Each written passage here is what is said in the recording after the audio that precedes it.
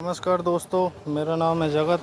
जैसे कि आप मेरी वीडियोस पहले भी देखी होगी आपने, या मेरी पहली वीडियोस को देखना, उसमें सब नई तकनीक और मेरा पर्सनल एक्सपीरियंस है, उसमें कोई अलग नहीं है। तो मैं आपको जैविक खेती दिखाऊंगा। जैविक खेती किस तरीके से और क्या क्या तकनीक है हमारे पास।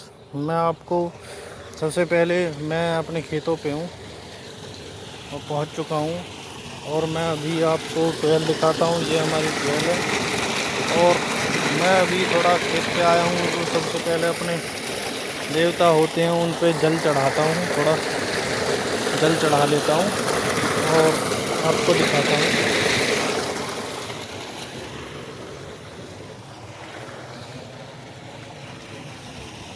और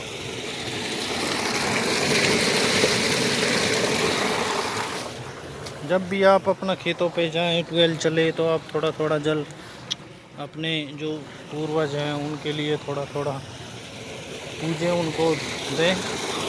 और मैं अब आपको सीधा ले चलता हूँ अपनी जैविक खेती की तरफ। आप ये सामने देख रहे हैं धान, ये हम अपने लिए खाने के लिए बोते हैं। ये जो अलग बोए जाते हैं, इनको हम 1 बीघे के आसपास अलग जैविक खेती होती है। इसमें हम किसी प्रकार की दवाई, खाद और किसी प्रकार का कोई यूज़ नहीं करते। ये तार बंधे हुए हैं, जो ये पशु हैं ये थोड़ा परेशान करते हैं, नुकसान कर देते हैं। आप इसमें देख रहे होंगे, ये जैविक है, जिसमें हमने कोई खाद वगैरह कुछ नहीं डाला, और इसमें खाद वगैरह डाला है, जैसे खरपतवार के लिए दवाई वगैरह भी डाली है। तो जैविक और इसमें कोई ज़्यादा डिफरेंस नहीं है, क्योंकि इसमें और इसकी ग्रोथ में सेम है। तो जैविक खेती के लिए थोड़ा मेहनत ज़्यादा होती है, इसलिए कोई करता नहीं है। उसके लिए बहुत चीज़ें तैयार करनी पड़ती हैं, जैसे कि केंचुओं का खाद हो, गोबर का खाद वगैरह तैयार किया जाता है। कुछ अलग तकनीक से पशुओं का पेशाब, गोबर और कई अनेक तरीके से गुड़ वगैरह यूज़ किया जाता है, जो हम बनाते हैं अपने लिए, इसके लिए, ताकि जैविक खाद बनाते हैं जिससे। तो जैविक बनाने के लिए हमारे पास हैं केंचुए। आप देख रहे हैं,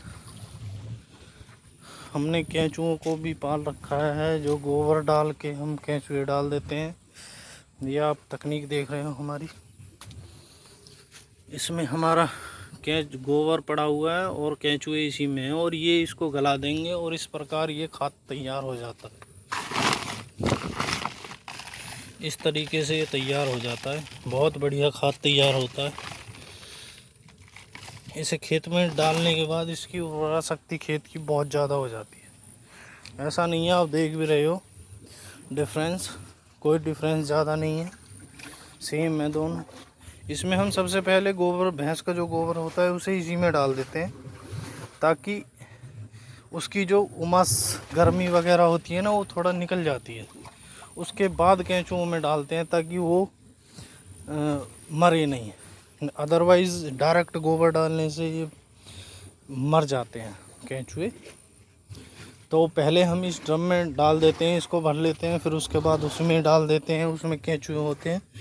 तो ये भी गोबर ऐसा ही हो जाता है, लेकिन इसमें उसको डालने के बाद वो तैयार हो जाता है। फिर इसको हम खेत में डाल देते हैं, जैसे कि आप देख रहे हो। इसको डालने के बाद क्या होता है कि हम बोने से पहले या पानी चलाने से पहले इस खाद को डाल देते हैं, गोबर के खाद को डाल देते हैं, केंचुए वाले को।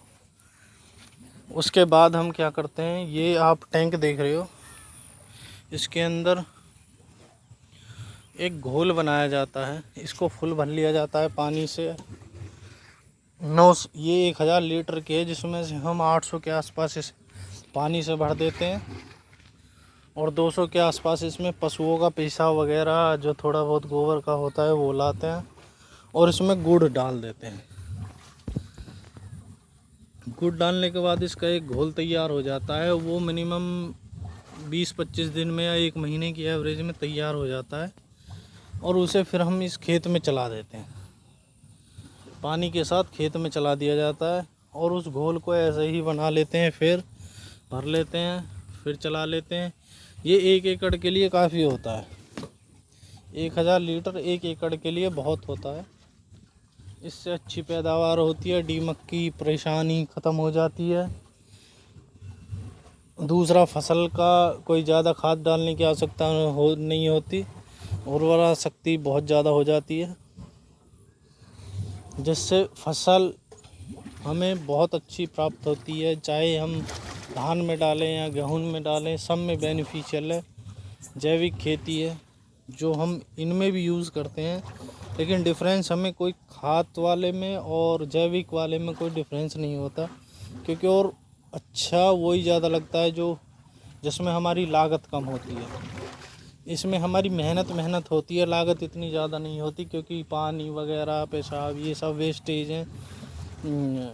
पेशाब रहा, गोबर रहा, ये सब वेस्ट में यूज़ हो जाता है, बस उपले बन जाते हैं, नहीं तो वेस्ट होता है, अलग पड़ा रहता है तो गोबर के वो, लेकिन वो इतना बेनिफिशियल नहीं होता। तो मैं इसलिए ही आपको बता रहा हूँ कि जैविक खेती से बहुत ज़्यादा फ़ायदे होते हैं, बीमारियाँ कम होती हैं, दवाइयाँ कम लगती हैं, ज़्यादा मेहनत की ज़रूरत नहीं होती। इसे अपना आराम से बना दो, 1 एकड़ के लिए काफ़ी होती है ये। एक बार एक में चला दिया, ज़रूरी नहीं है कि स्टार्टिंग में ही इसे डालना है, सभी में डालना है, नहीं, जब बन जाए जब डाल दो, जब बन जाए जब डाल दो। इसे तो कोई परेशानी नहीं है इससे। ये तो खेत में एक ताकत बनाता है। तो आपको अगर जो मेरी वीडियो अच्छी लगी है तो आप थोड़ा लाइक करना, कमेंट करना, ताकि मैं उत्साहित होकर ऐसे वीडियोस वगैरह और अपने जैविक खेती को थोड़ा और बढ़िया तरीके से आपको बता सकूं या बढ़ा सकूं मैं अपनी जैविक खेती को, ताकि मुझे कॉन्फिडेंस भी आए कि मैं सही हूं या गलत। तो प्लीज़ कमेंट करें, लाइक करें और सब्सक्राइब ज़रूर करें। थैंक यू, नमस्कार।